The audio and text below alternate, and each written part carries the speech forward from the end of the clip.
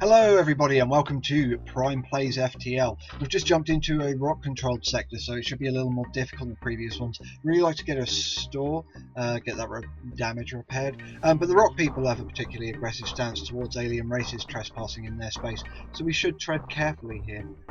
Let's continue, unpause and jump, but we did get our flat cannon operational. I'd like to maybe replace that for another burst laser too. We'll see. Or if possible, actually replace the Artemis missile for a burst laser too. I'm not sure. What's going to give us the best run? Let's go down here. That gives us more options in terms of the jump after this one anyway. As a naturally warlike species with few intergalactic diplomatic tiers, the rock people have garnered quite a reputation as fearsome pirates. You stumble across one of their ships and they promptly live up to type. Let's continue. We'll pause for the moment, and I think we will fire the Artemis missile. I think we're going to fire that straight at their weapons and use the lasers to take down the shields. Yep, looks as good a place as any to fire the flat cannon.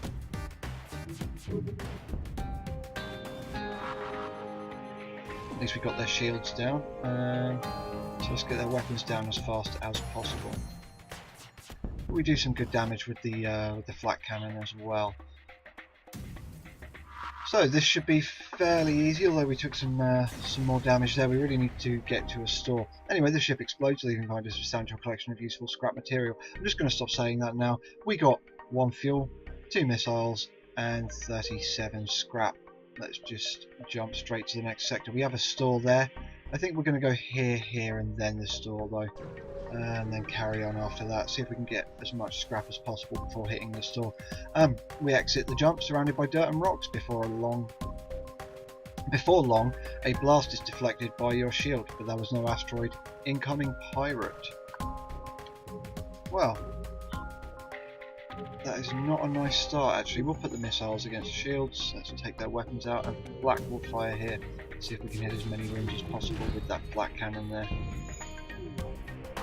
Apparently we took their doors down for what that's worth, but I want to keep their shields down, so I think that's enough with the missiles anyway. We'll buy some more when we get to the store, we should be okay.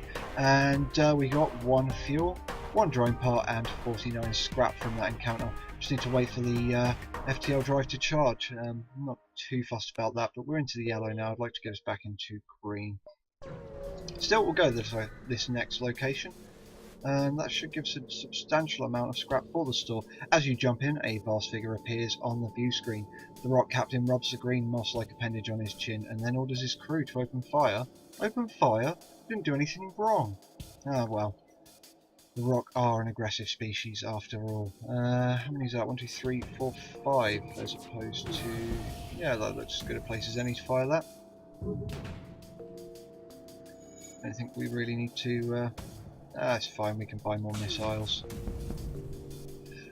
The system's suffering. The rock ship attempts to make contact. Alien vessel, cease your attack. We will pay. Now we would get 5 fuel, 4 missiles and 26 scrap, but we don't accept surrender. You'll notice that I generally don't accept surrender. I know that sometimes it's probably just better to accept surrender, but yeah. And that maybe would have been a better idea actually, just to accept their surrender, but we use a missile to destroy them. We'll get our weapons back online. The ship explodes, leaving behind. Yep, blah blah blah. So we got 2 missiles. That's less. 33 scrap, which I think was more than what they offered, in a drone part, which I really couldn't care less about right now. Came very close to losing Nick me there. Anyway, we'll get all of this repaired. Get these 3. No, we'll get Nick me and Shelton into the medbay. While Nickney's in there, he will power the medbay, of course, so not to worry about that. We can get them all back to their stations now anyway.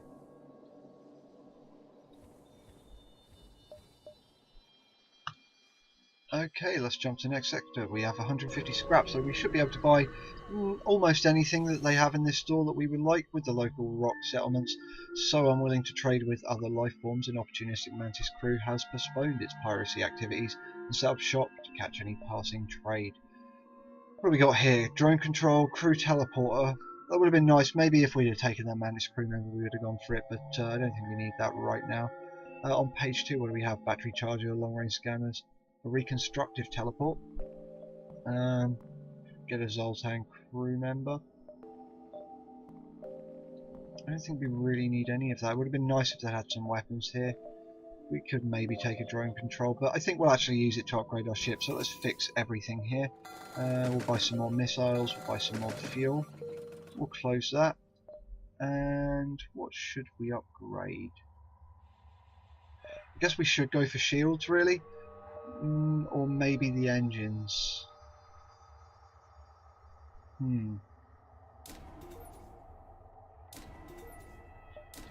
Put an extra one into powerless, except for that. And we can put those into there. Put one more into the engines, which brings our evade chance up to 29%. All in all, I feel that was a good idea, but now we're going to be cutting it a bit close. We won't be able to take detours around too many different directions, I guess. So let's just go straight to the next area. A rock captain hails you. It is improper of me to contact off-worlders, but this is an emergency. We are on our way to deliver our passenger to her new husband, the Grand Basilisk of Numa 5. He sounds grand. When our engines broke down, will you take possession of her and make haste to Numa 5? Let's accept the passenger. Surprise me, off-worlder, thank you. Passenger will be with you momentarily. She refuses to enter the main hold and prefers to wait in the cargo bay. So quest mark has been added to our map. Let's hope it's on our way.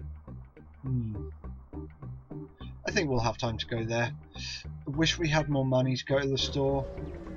We'll have a look at what's in there, see if there's anything worthwhile anyway. We can always sell the flak if maybe.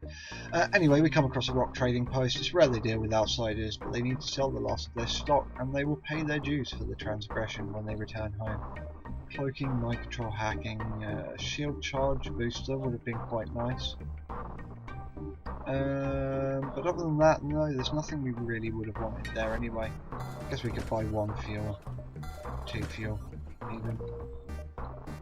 And jump straight to the next sector. Stress will get us across, but let's go there next. I think if we went to that distress beacon and had to go across and down, we would be attacked by the rebels a couple of times, so we'll go the safer route. It will get us less systems and less chances to upgrade, but better safe than sorry, you know. The distress beacon is coming from a civilian ship. It appears it is being chased by a pirate. Of course we'll aid the civilian ship, power up your weapons and engage the pirate ship. So Artemis missile, I want to get that missile down as quickly as possible, so we'll target their weapons with that. And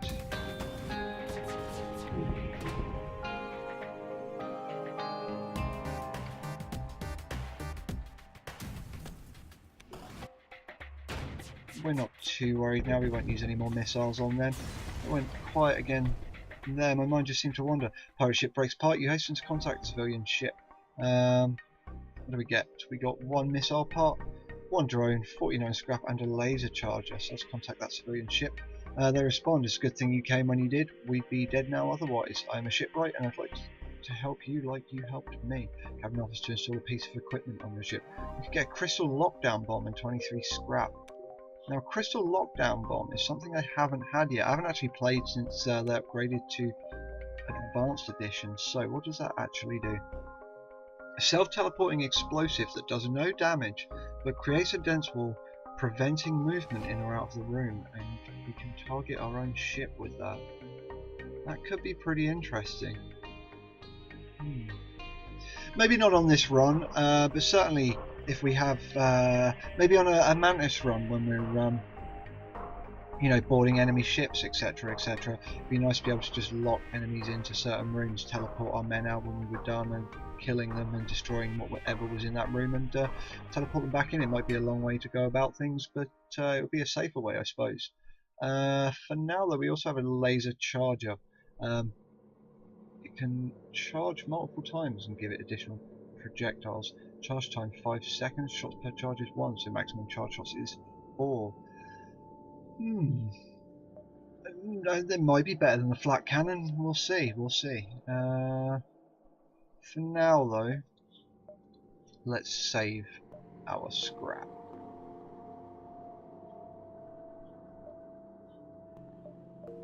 Yep. Looks like we're going straight to this distress beacon.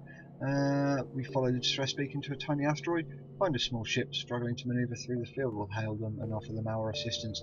They respond, help, our shields are down, and we won't last long. Try to shield their ship with ours. We took 4 damage to our hull, but we got 25 scrap, so all in all I feel that was maybe worth it.